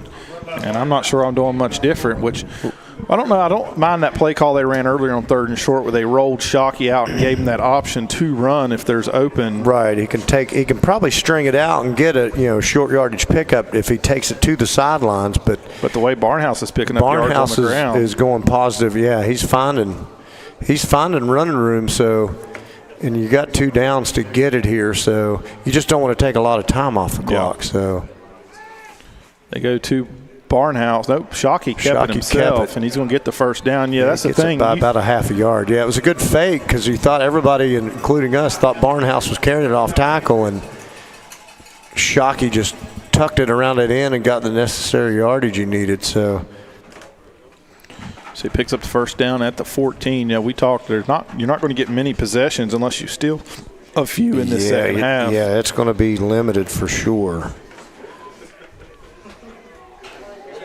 Yeah, it's a big first down, so now you just need to capitalize, pay this thing off in the end zone.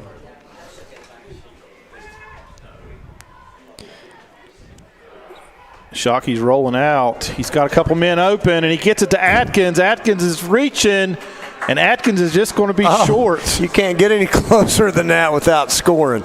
He's right there at it. Let's see where they put the spot down. Oh, the nose of the football is 2 inches away from the goal line, it looks like. So Trail's going to go quick, and they're jumping up on the ball and ready to snap it. Goes right to Barnhouse, and Barnhouse bounces it out, and he is short. He is short. I thought he might get in there. So that's going to bring up 2nd and goal.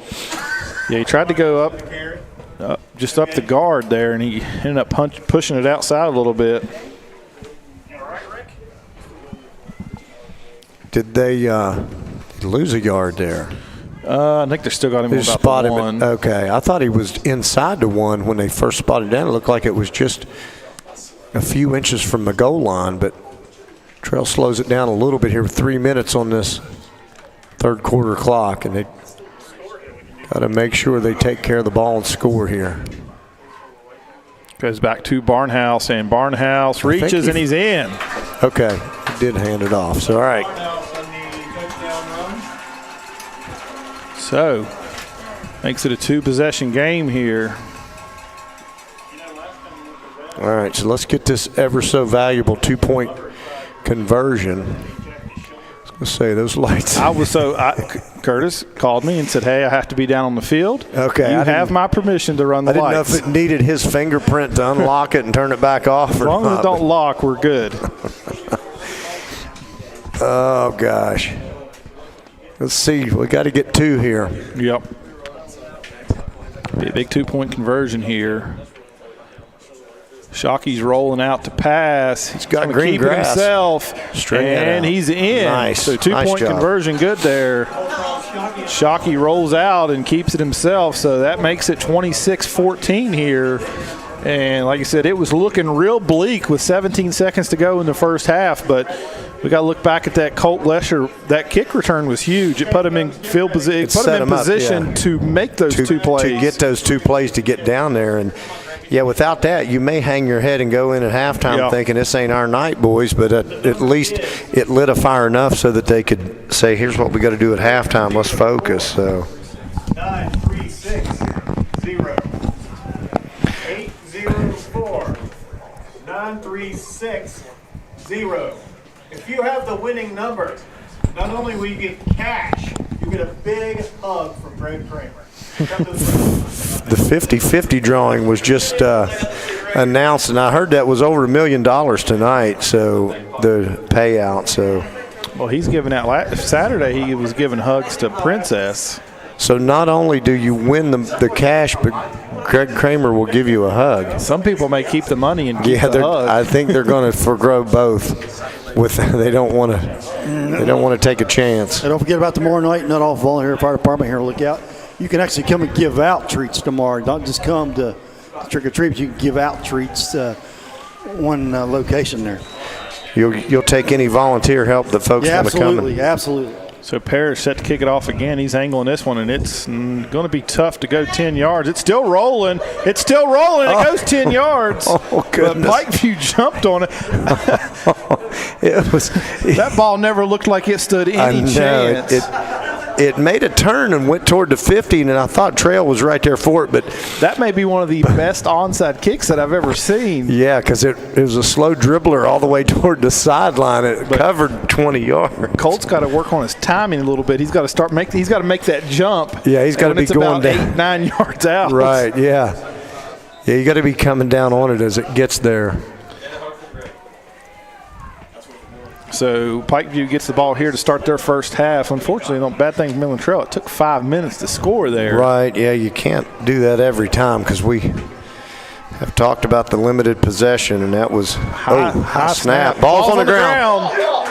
And I believe Midland Trail recovered. They have a great shot at it, and they do. All right, that works is actually better than the onside kick because you've advanced it 3 more yards. Colby Holstein comes up with the fumble recovery, and this game has been flipped on its head just like that. That started out with a high snap, and that threw the timing off. Yeah, because when he tried to hand it off, it got knocked forward, and then it was just anybody's ball at that point. And who was that came up with the recovery? Colby Holstein. Holstein with a good heads up there to come up with that. Rick's calling for airing it out and just going deep. But I may just keep pounding Barnhouse. Yeah, he's picking up chunks. And they're going to look to pass. Shockey's rolling out. He's trying to beat his man. He's got his man beat. All right. He gets positive yards. Yeah, we'll take 5 on that scramble. They gotta go a little. He got out of bounds, so at least that stops the clock. So you don't have to be quite as quick on this down. But we'll bring up second about 5 as he picks up 5 on first down. So Yeah, the running game has definitely found its groove in the second half for sure. If you can just get pick up on the passing game where you left off at the end of the first half. They go back to Barnhouse, and he's got the first. Well, thought he had the first down, but he got drugged back. He got hit and drugged back. Give him 3, it looks like. So it's going to be, what, 3rd and 2? 3rd and a long 2 facing the Patriots. They kind of have, you know, this whole field is 4-down territory. We learned that in the first half. And being down 26-14, it probably, you know, really won't matter where you're at. You're going for it. So 2 downs here to do it. So Shockey set to take the snap. He hands it off to Barnhouse, and he's dragging defenders. He's going to get near the first down. Give I it think to he's going him. to get Yeah, it. great second effort by Barnhouse to keep the legs churning.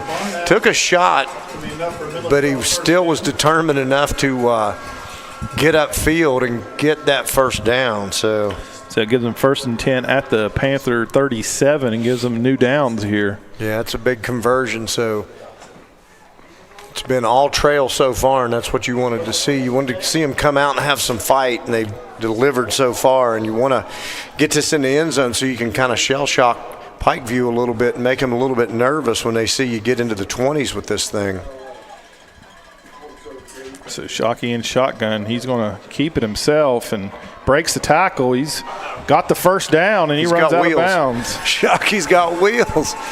That was a big pickup because it looked like it may go for about 1 at the most or no gain. 51 was in the backfield, if I can get a name on him.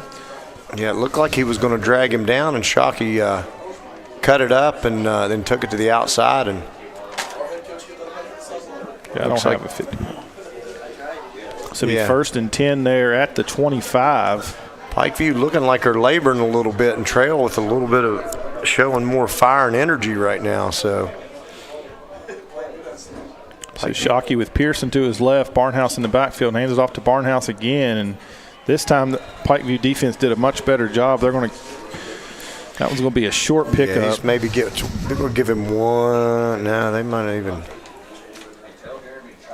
going to give him a yard that time. It's going to go for naught. But Pikeview's defense, they're still crowding that line of scrimmage. So if you're Trail, you got to think you can maybe hit something over the top again. Just wondering, do you take a shot here, or do you maybe roll Shockey out to the right side where there's a lot of running room? If it's not there downfield, he can tuck it himself. He can just maybe run it to the sideline again and kind of stretch that defense sideline to sideline and make them run some more, make them chase you. If you can't deliver a pass, go quick. There's 2 seconds on the play clock, but may not see it. They do. Oh, now they're quick on the delay game. Yeah, they were warned at halftime they need to watch that, I think. So now it's that thing was barely at 0 and he threw the flag. Last time it was 15 seconds. I mean, it is a delay game, no doubt about it. Yeah, so delay a game, so that's going to hurt Trail. You're going to back up 5. Now you're 2nd and 15, and you had nice momentum on that drive. So now you got to get it back and overcome this penalty.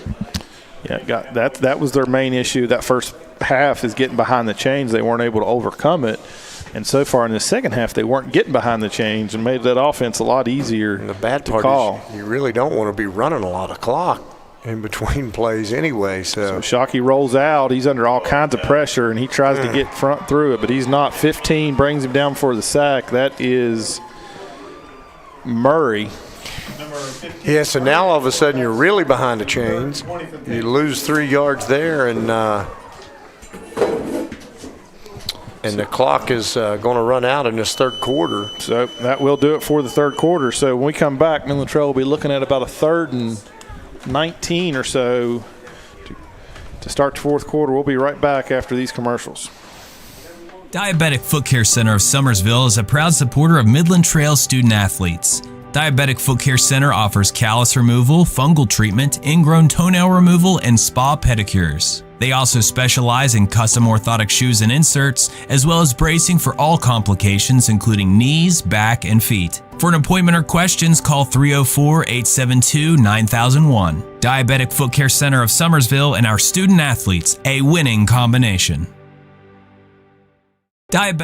Welcome back to the Midland Trail Sports Network. As we're getting set to start the fourth quarter, I'd like to speak a thank you to all of our sponsors and also Bear Mountain Cabins and Campground over in Fayetteville. You can be reached at 304-573-CAMP, 304-573-2267, or at bearmountaincamping.com. Also, Sun Road Creations. Sun Road Creations with all your woodworking type things you would want specialized, from furniture to CNC type things that you can have custom made. So we'll try to have something for the next home game, the last home game of the season that will last home regular season regular game. Yeah, let's go with that. I like that. Shockey drops back to pass. He throws it up for Bowler, and it is out of the reach. So there's a lot of contact down there. There was a couple different Pikeview defenders that looked like they were willing to bring the contact for interference, but appreciate everybody tuning in tonight, wherever you may be watching, whether that's on the Midland Trail Sports Network on Facebook or YouTube, whether you're on the New River Network or the Greenbrier Valley channel, or watching on Optimum Cable. Lots of ways to find us these days. So it's going to be 4th and about 20 here. Big play here is because your amount of possessions you're going to get is limited from here on out. Yeah, you've got to take advantage here. So Shockey drops back to pass. He rolls out to his right. Got a lot of field. He just can't run this one. He's got Bowler open. Bowler tries to make a play on it, and there's a flag. There's a flag. Okay, there's two flags, though. There's a flag. I thought that should be interference. There's a flag at the line of scrimmage as well. Oh, I see. Yeah, that was interference. He just got taken out, and he was trying to make a play on the ball, but unfortunately, that other one's in the area of usually holding. Yeah, hold, unless somebody was offsides, maybe. The ref's putting his hands on his hips. Is that because it's just how he stands, or is he telling the official that he was had an offside? Illegal man downfield. And then a pass interference. So it'll be offsetting penalties. We'll redo the down. It's going to be offsetting penalties. Butch, when you got a play that strings out that long, it's sometimes tough. You know, I've always thought penalties are weird, how a 15-yarder wipes out a 5-yard penalty. Yeah, that's or if one team could have 3 penalties, one team could have 1, and it's still offsetting. Right. Too much math to do. They just say cancel each other out. Trail's got to figure out a way here to. So Shockey drops back to pass again. He's rolling to his right. He throws it up, and it is almost intercepted. He was trying to we're going to get interference, though. Did he get there early? There is a penalty. He timed it, and he almost timed it perfect because he almost come away with it, and he would have been hard to pull down. He might have pick-sixed it, but it may have just been a penalty that far downfield is almost. Unless somebody on the defense. Defensive holding, maybe. I mean, Pikeview is complaining amongst themselves, so they're counting players. I don't. So here's the bad. Here's the good and the bad. It's a 15-yard penalty, but it's not an automatic first down. So it's still going to be 4th down. 4th down and what, about 2? 5, I believe. Oh, it is 4 maybe. Yeah, about 4. Goodness. Yeah, we thought we were getting totally bailed out, but they just helped us a little bit. Yeah, they lost yardage really. That's when you go back. What kills you is that delay of game. Right, that 5 yards that you didn't need to squander. So it'd be 4th and 4 here. I don't know if do you go hard count and try to draw them off sides? Yeah. Nope, they're going to give it to Barnhouse, and Barnhouse is going to have the first down. Did he get it? Yes. Oh, yeah, he rumbled, stumbled, and did not fumble and picked it up. So gets it by a couple. First down, Patriots. So big. I mean, looking at 4th and 20, and so it'll be 1st and 10. Ball sits on the Pikeview 14. They go right back to Barnhouse, and he's going to get down to about the 11. Yeah, if you can go a little bit quick here, not take a lot of time, you can keep running this ball. Well, here's the thing. I don't think it's a 2-possession game. You've got 3 times. I mean, it's still 7 minutes. I think scoring is more important right here. Right. You got to get in. Yeah, and you don't want to. You can't turn it over, so you can't force it. But you really don't want to give the ball back to Pikeview because you hadn't really shown that you can stop him, but Only time you've stopped him is the fumble and the kick. onside, yeah. So you need to do that onside again. So Shockey looking to pass. He's rolling to his right. He's going to keep it himself. He's inside the 10. He'll be brought down at about the 6. All right, so he gets some good yardage there. It looked like he might have a chance, but they had a defender that closed ground quick. And it's going to bring up third and about almost along 3.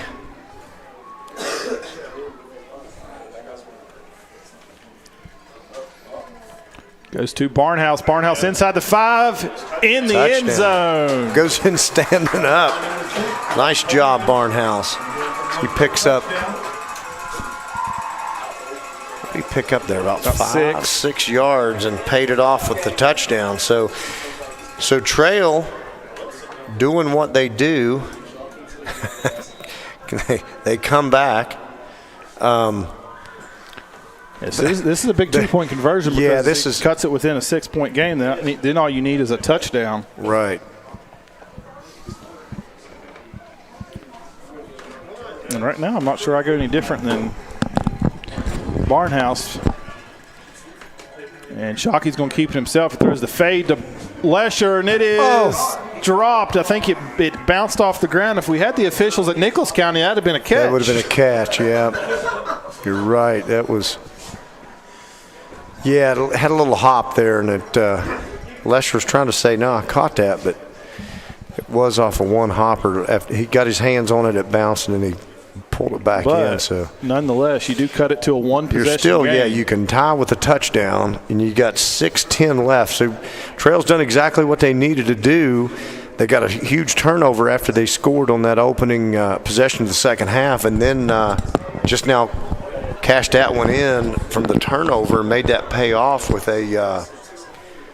another touchdown. So you'd love to have the 2-point conversion, but nonetheless, you're still within a touchdown and a 2-point conversion of having the lead. But first of all, you got to get this kickoff and figure out you're going to. I mean, do you do anything different? You just squib this thing and hope for an onside and recovery? I don't think you could teach a kick better than that last one that Parrish kicked. Yeah, I mean, that's a clinic. You need to show that video to to everybody kicking because that was perfect.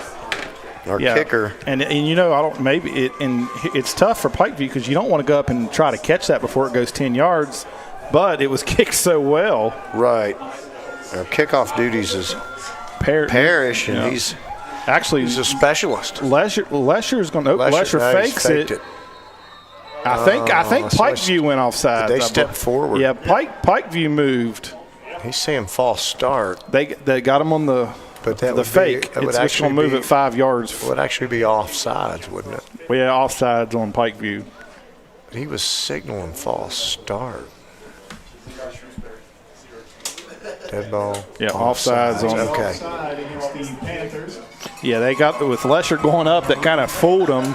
Right. It fooled me because we thought he was kicking it, and then he did the old Charlie Brown whiff and let Parrish come in with the foot. That's not the Charlie Brown whiff. That's the Will McGraw whiff. Oh, yeah.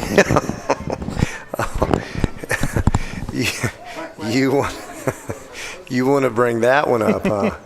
I didn't ever go get. I'm never not going to bring it up. We love you, Will. We let that one die. The classic. So Parrish going to kick it again. This one takes 10 yards and it goes through, live. but it picked up by Murray. Got to get a hand on him. Got to get him to the ground. He's still going. Okay, so it did not work out after a couple attempts, but Trail is still fired up, and they just need to play a little bit of defense. So you got to. So here's this second half. Pikeview has ran one play. You're right. I was going to say they've been really limited, and they're scrimmaging from the 46-yard line with 6:08 on the clock. If your Trail defense Pikeview really doesn't need to do anything different than what they were doing. They were just running the ball right at Trail. So Trail's got to, you got to find a way to just slow that thing down and get this ball back. So Pikeview going to go under center. Well, they brought everybody. Hand it to Furchess, and he's going to get it across midfield. He's going to pick up about 5 there. Trail had every gap filled, and Pikeview's still able to pick up 6 yards, so or 5. Gives him 4. 4, I guess. So yeah, let's see what Trail dials up here again. Got to think they're just going to keep working that run game.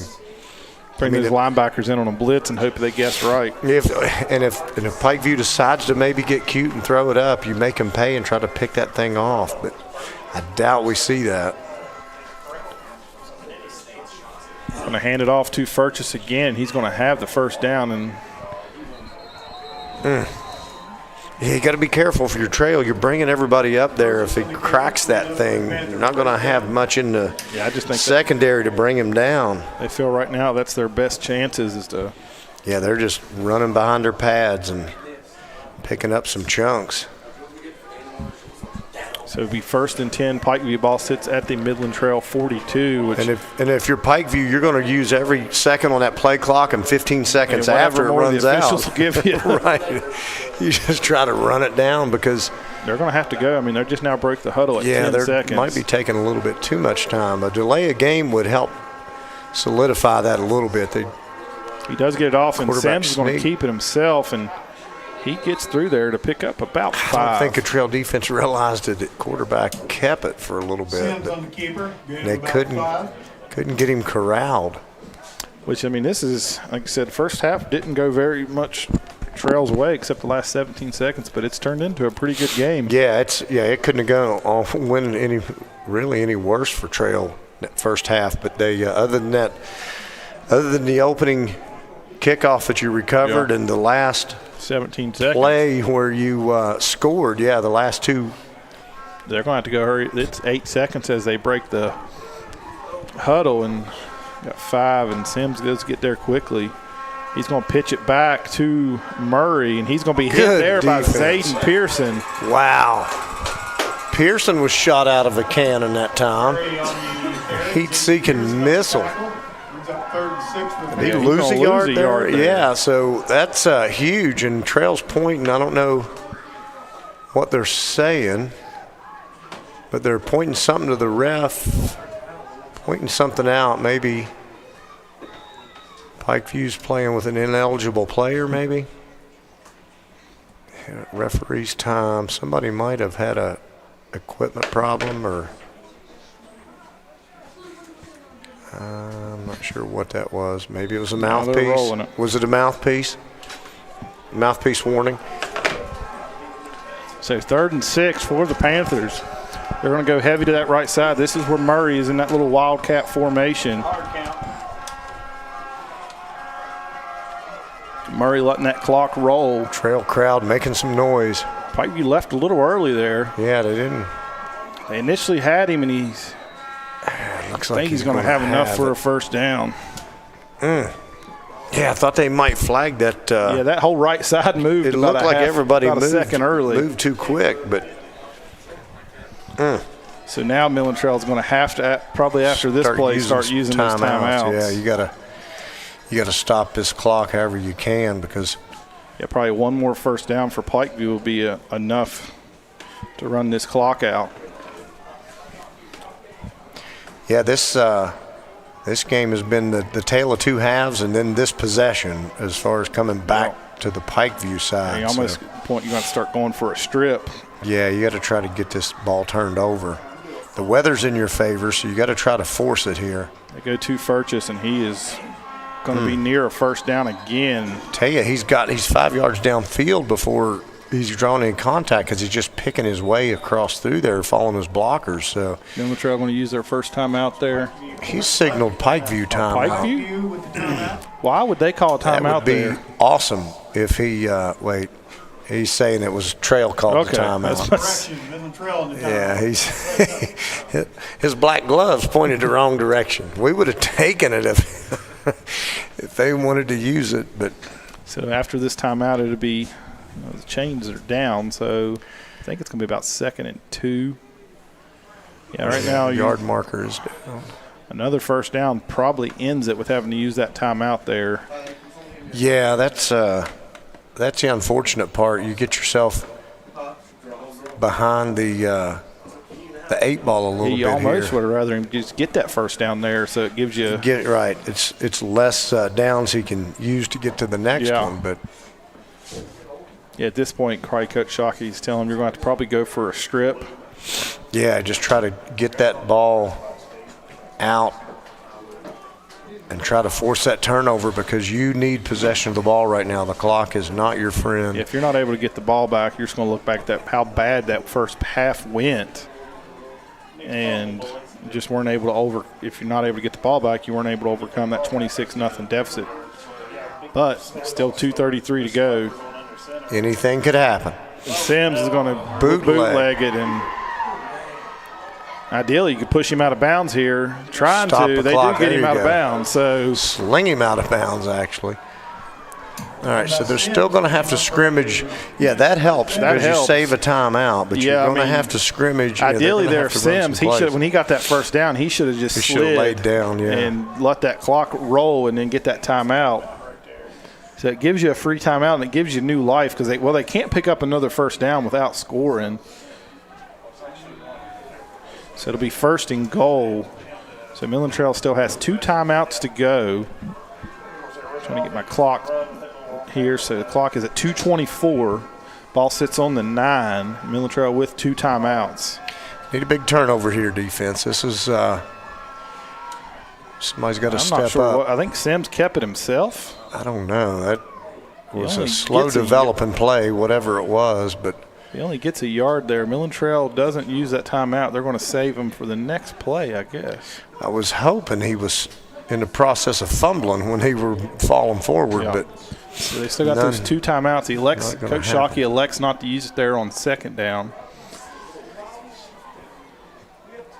I think you feel good about with your passing attack. You don't need a lot of time when you get the ball back. You just need to get the ball back. You just need, you need possession here. You need to figure out a way. So 2nd and goal here. Play clock is at 6. Sims gets it off, and he hands it off to Furchess, and Furchess is in the end zone. Which, I mean, not the worst with the way, I mean. Yeah, the problem is you're just you don't have a lot of time. No, you're going to have to go quick on offense, and then you're going to have to go with the onside kick, which it's been close a few times. Got a Trail player slow to get up, but I think That was more frustration. Yeah. Yeah, you're down by 12. You'd love to shut this 2-point conversion down. I got to think they're just going to run it straight at him again. Sims rolls out, actually, and he's going to keep it, and he throws it late, and it's caught. What a play there by Sims. As he gets the 2-point conversion there, just the last second, he just tossed it up and hit his receiver. So with 1:34 to go, that makes it 34-20. Yeah, that's unfortunate because you'd like to think you'd have one stop in you if you're the Trail defense, try to force their hand and either a punt or to go for it on 4th down, but just couldn't come up with an answer for that run game. Yeah, so Midland Trail will get the ball back here. Like I said, you're going to have to score quickly and then hope for an onside kick. Yeah, and it's they're kicking it, fairly deep, and maybe you can find a running lane, and you can't score much quicker than running one back for a touchdown, but things would have to fall right for that. But that would put you in position because then take your chances with your offense.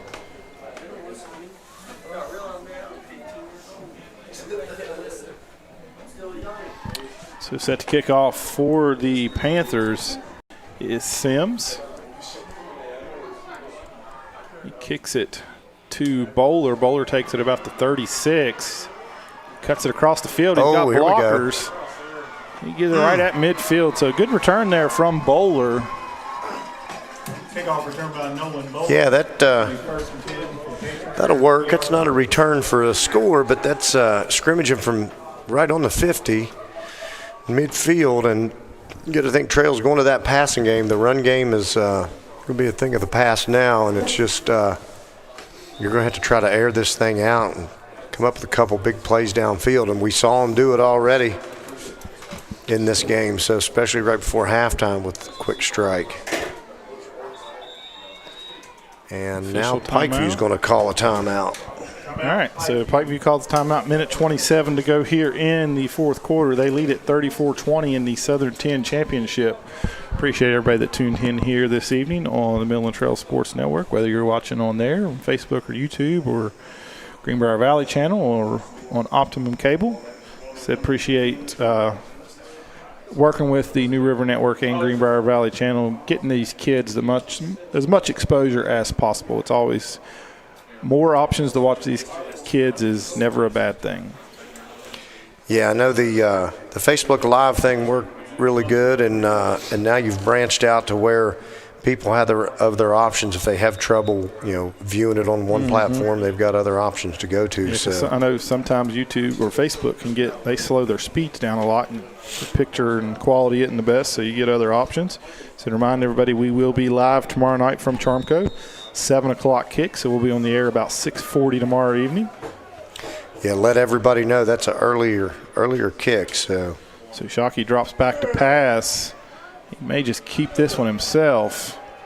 He throws at the last second, and wow, he was right at the line. He was right at the line. I believe his arm was still behind when he threw it. Okay, I thought the ref was going to say, I would throw the flag, but since it's raining, I'm going to say that he's not behind. He was behind the line, but that one he may have just should have kept himself and picked up a few yards and got out of bounds. Yeah, I'd like to see him get out of bounds and just get what he could get and stop that clock that way. But so it runs about 9 seconds off the clock.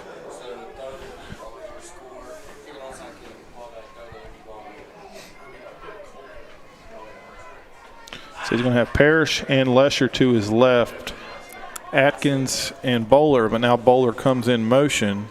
Looking at Bowler on the wheel route. Oh, Bowler was open for a minute. Shockey's running the wrong way and still running the wrong way. And he's get out of there. Oh, darn, that's a tough one. Man, that's a big loss by Shockey there. Yeah, he thought he was going to be able to spin out of it, but unfortunately he just could not. He probably too many defenders were burned my time out there. Closing in on him. Yeah, that opted to let the clock run. It's going to be 3rd and long. That clock's still running. Yeah, Trail's going to go. Looks like they're ready to snap it here. Loses 16 there. It's going to be 3rd and 26. Yeah, you need to hit something quick here, maybe. So Shockey throws it over to Lesher. Lesher catches it, cuts it upfield. He gets past the original line of scrimmage, and now we do get a timeout. Here we go. So that's going to bring up 4th and about 6. So you are 4th and manageable. The unfortunate part is you only have 22 seconds left on the clock to work with. So yeah, that little crossing route there to Lesher. It's going to be 4th and 6. Shockey with that little bit of sidearm delivery. We were watching that in warm-up. Kind of wings that thing out there. A lot of these kids are, 8th grade? Yeah, a lot of tough one to take because you saw a lot of good fight and no quit in this Trail Patriot team in that second half as they could have folded the tents after in the second quarter because the weather's nasty and it's like, what's next? Let's move on to something else. Trying it's to not give our coach night. a Gatorade bath? I don't think he could be probably more wet, so he avoided that one as much as possible. Yeah, got a long ride back. So. Congratulations to the Pikeview Panthers. They jumped out to that 26-0 lead, and that proved to be enough. I mean, just not enough, not really anything offensively until that last drive of the first half for Midland Trail paid to be pretty big as they played very well in that second half, and just like I said, just wasn't enough ultimately. That's a very good Pikeview team. I don't know. I think they went undefeated, I believe, this year as well. Both these teams, I think, coming in undefeated. But Midland Trail, like I said, they held their own against a little bit bigger school than them. Definitely were out the size. Pikeview, that was a very big team. That running back's bigger than some of the running backs that we've seen in high school this year. Yeah, he was definitely good size, and he was tough to stop. Yeah, Furches had a big game. He was tough to bring down. Dan, you got to do anything here? So, but ultimately, like I said, that 26-0 lead ended up being a little bit too much for Midland Trail to overcome.